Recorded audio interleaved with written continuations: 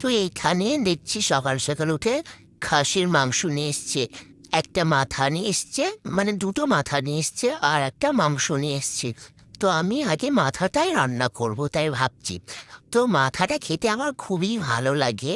তো এই মাংসটা সাইডে রেখে দিলাম, ওটাকে পরে করব রান্না। আর এটাকে আমি এখন রান্না করে নেব। তো তার জন্য একটু তেল দিচ্ছি।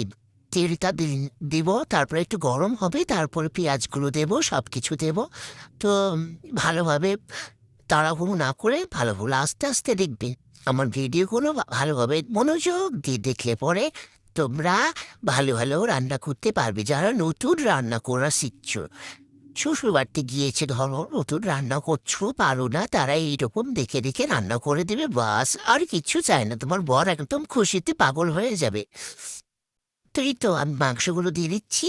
এবারেতে একটু লবণ হলুদ, ভালোভাবে মন দিয়ে দেখি নাও, লবণ হলুদ এগুলো দিয়ে আর একটু গুঁড়ো লঙ্কা গুঁড়ো দিয়ে ভালোভাবে এটাকে মিক্স করে রেখে দিতে হবে ঢাকনা দিয়ে ভালোভাবে ঢেকে। তারপরে কিছুক্ষণ পর তখন আবার কি কি দেবো সেগুলো দেখো ভালো করে, বুঝেছ? না হলে আবার তখন ভুলেই যাবে সব কিছু। তোমাদের তো মনে থাকে না। তো দেখো কিভাবে রান্না করছি। তো এই দেখো, এটাকে আমি ঢেকে রেখে দিয়েছিলাম, বাস এই দেখো এইরকম কালার এসছে।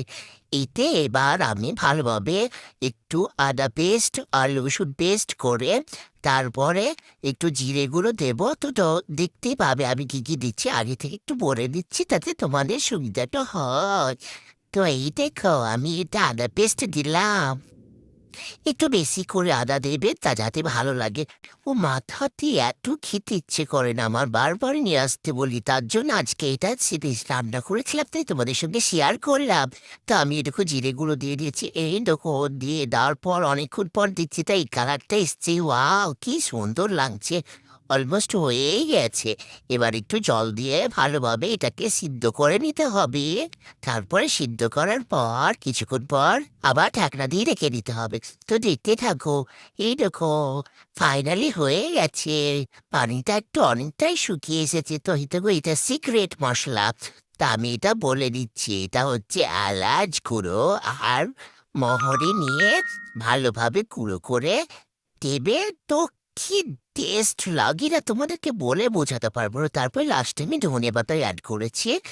এত টেস্ট লাগে এই মশলাটা দেওয়ার পর খেতে।